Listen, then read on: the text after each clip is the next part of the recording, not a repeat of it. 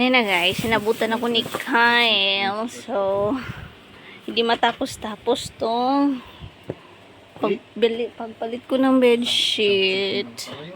Isang chicken lang naman akin na. Hindi na yan. Ito yung sira na bedsheet. Tatapon ko na. Then, bumili si Kyle ng Jollibee. Pero, ha? Magkailan ba ng manok dito? Ang dami namang manok pala dito. Ito yung akin ba? Oo. Sabi niya, kakain daw siya ng Jollibee. Di kumain sa work niya. Yan, pawis na pawis. Sobrang init kasi. Ano ba yung kinuha mo isa? May spaghetti? Oo. Ito yung in-order niya. Yan. Akin is walang spaghetti. Sabi ko sa kanya kasi is kanin at saka rice lang. Ay, kanin at saka rice. Kanin at saka chicken. Kasi isasaw-saw ko yung chicken sa suka later. So, wala. Hindi ako matapos-tapos dito kasi dumating na. Magdami ko pang labahin nandun. Si pawis na pawis. Hi, love. Hi. Naghuwas ka ka, my love. Nakuto. Ano yung isa, love? Bumili pa siya ng burger steak. Bumili. Ano naman to? Side dish yan? Ano yung nasa... Ano yung... Matamis yun, love? Ano yun? Apple pie? Ha? Obi pie. May pie eh. Anong pie yun? Ay, grabe init mga langga. So, mamaya ko pa ito kainin. So, tapusin ko muna to. Tanggalin ko lang to at itapon at ito nga ay butas na siya. Kawawang bedsheet. We are so poor. Yan. Hindi itatapon hanggat di mapunit-punit talaga mga langga. Diba? Tipid na tipid. Ha? Isang manok. Hiningi pa ito isang manok eh. May fries pa dito. Ayoko kumain ng fries. At nag-ano nga ako kanina sa McDo. Alin ba dito ikaw na magkuha? Kulit na lang na. Kunin mo muna yung fries, kainin mo. Ang liit yung natira ko. Uy, may na... ayaw mo ng paa? Kunin mo fries. Yan, kakainin mamaya. Ako pa ito kainin eh. At busog pa. Yan. Lagay mo dyan, please. Dun sa gilid kasi tatanggalin ko tong bedsheet. So, yan. Kain ka lang dyan, dong. Habang magpalit ako bedsheet. Bye, bedsheet. For how many years since dumating ako dito? So, 8 years ka na din. 8 years na bedsheet. Ay, dami ko pang labahin. My goodness. Yung sabi nila. Magtupi.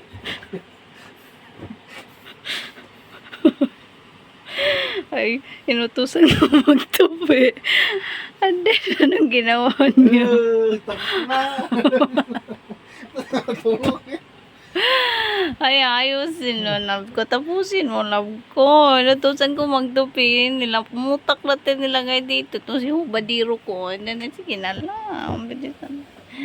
Ang dami pa natin nga ito pa. Tupiin mo din yan ah. Ako magtupi dito. Ay, ito magtupi dyan. Tapos na. Kaya nga. Tutupi. Inutusan magtupi. Galit. Damit naman niya ng karami dyan. Ako nga. Naglapa. Ako pa nagsampay. Hi! Ay, ako nagsambay kagabi ah. Huwag ka. Nagtupi pa ako kagabi.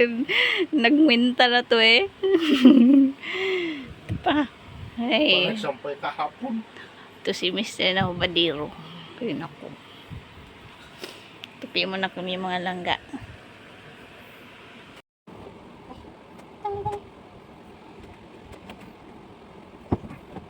Ito po. Tagilak mga langga.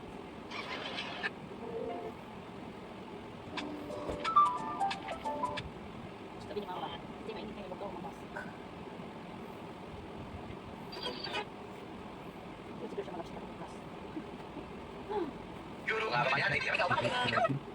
Magapsin ka naman bukas. Eh, basta ano, sabi na kumagapsin pag ano na. Pag pupunta sila ng Vietnam.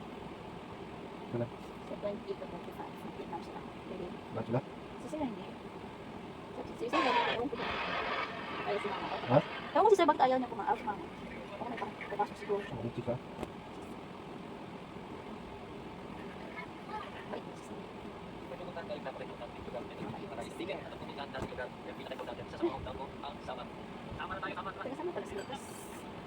First time nga rin pala natin mag-drive na 4 wheels at sila yung kasama natin doon. Dati kung nagpupunta tayo dito, dati tayo 4 wheels, so dito tayo sa may floor, dito tayo sa loob, sa second floor. Nagaling nga din pala tayo ng Mindanao, so tayo doon. Kaya ito nga nagkantay tayo kung saan tayo matulog. Meron din mga nagpa-picture sa atin na roll number ko na sobrang mga followers natin. Kaya sobrang salamat. Masaya, thank you po sa inyo. Meron din nga pala tayo kina-edit. Thank you. Ilang oras ba si Buto buhol ng session? Yung sakita ko, buro. 2 hours na. Pag fast cram na. Hindi naman yung kayo sa passport. Kaya nga, kung lolo, 2 hours. Ano ay, ang oras biyahe? Meron ako sa gabi meron sa hama. Kaya mantiin mata. Yung pinisang sakay lang, pinisakay sa sasakyan. Yung nasa Cebu na, nasa sakay is, yun yung sinasabi nila, dinadala sa sasakyan. Hindi yung friend ko si Juna, kung hindi ka nakikita sa Lapu-Lapu ba, yung friend, yung classmate ko, yung kumain tayo tatlo. Pag pupunta yun sila ng Bohol, dinadala nila sa sasakyan niya. May passport naman. Sila, coach siya. Paano tayo nakita? Ha? Paano dito ba ito? So, ayan ang mga langga. So, tapos na kaming magtupi ni Kyle. So, inai-ready ko na. Oh, nilagay. Ilagay ko na dun sa mga lagayan nila. Din si Kyle matutulong na din yan. At ako, ay, kakain. Yan. Kakain ako mga langga at ako'y nagutom. So, let's go. Tara! So, ayan ang mga langga. Kain tayo. So, isa lang rice. Sakto lang to sa akin. Tsaka, suka. Sasaw-saw ko yung chicken dun sa suka. Ayoko tong gravy. Hindi ko bet yung gravy. So, ayan. Let's eat, guys. So, hi mga langga. So, kanina, hindi ko na na-video yung iba kong ginagawa. Kasi plano ko is mag-a-day in my life. So, actually, may meeting kami ng ng PAM, Pinkett Association ng mga officers. Pero, hindi ako pumunta mga langga kasi yung hindi nag-cooperate yung tiyan ko. Kaya si Kyle na lang ang pumunta. Kasi officer din si Kyle. So, siya ang pumunta mga langga. And then, pauwi na daw siya. So, natulog kasi ako. Nakatulog, nagpahinga ako mga langga kasi napagod ako kanina. And then, kasi marami din akong ginawa. Pero actually, yung gagawin ko sana na iba pa, hindi ko nagawa kasi wala. Hinihingal na ako mga langga. As in, iba talaga yung feeling na may binibitbit ka, may dinadala. Hindi na yung same ng energy mo dati na wala kang dinadala as compare ngayon na may binibitbit ka mga langga. Kasi nga every galaw mo mga langga, ang bilis mo nang mapagod and then hinihingal ka na. So, lalo na ngayon na yung tummy ko mga langga is lumalaki na din siya. So, ayun si Kyle, siya na lang ang nag-meeting. So, sabi ko, sabihin mo sa kanila na masama yung pakiramdam ko. So, ayun. So, tatapusin ko lang yung vlog na a day of my life. Na hindi mo maintindihan mga langga. So, that's it for today's video. And then, see you in our next vlog. So, I don't know. Ano ba yung vlog ko? So, finally, natapos ko din yung bedsheet namin na pinalitan. Ay, yung bedsheets ng kama namin na napunit na. So, buyers! Dumating na si Carl. Bumili siya ng tubig. Then, pawis na pawis. Kawawa naman. Alamin niyang binili eh. Ano ba yung binili mo, love? Tripod na. Ay, sorry. Ayan, at malamig. Kakarating mo lang eh, kaya mainit. Alo, sabi ko, wheat bread. May inutos ako sa kanya na ipabili. So, ayan.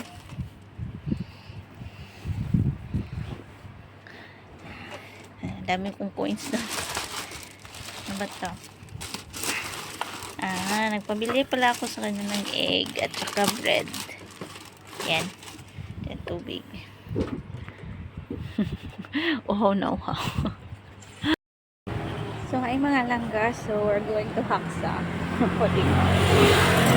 Grabe init mga langga. So, pupunta kami ng Haksa ngayon. It's because may gathering yung KKA. And then, farewell party na din kay Manang Rosie mga langga. So, outfit check. Ang laki ng backpack. O, diba? Ako pinadala ni Kyle kasi may bitbit siya na karne pang barbecue. Kasama ko si Kyle pala mga lang. So, let's go! Yun yung isa. So, siya ang nagbitbit ng pang barbecue namin. Masanto lang din yan kasi mainit. Nakasama yan kasi nag-day off today. Sakto, naka-day off siya. Kaya nakasama siya ngayon. So, let's go! Mahabang biyahe na naman itong mga langga. 1 hour, almost 1 hour.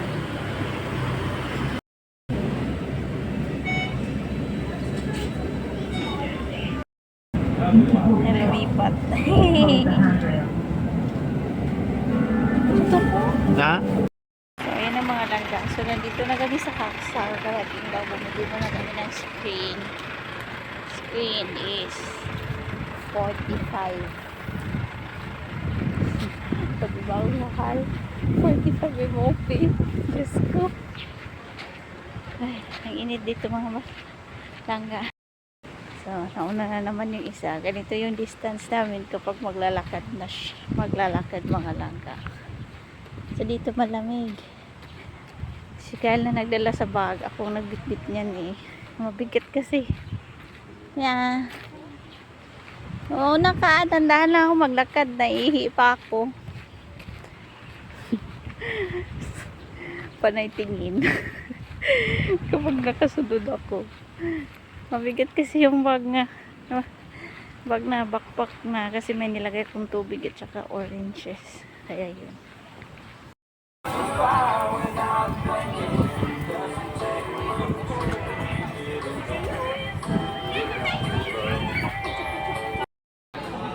Ito daw. This one. Uy, kailan ka ba uuwi? Sa August pa. Akala ko September. Pero ako baka linggo-linggo na. Uy,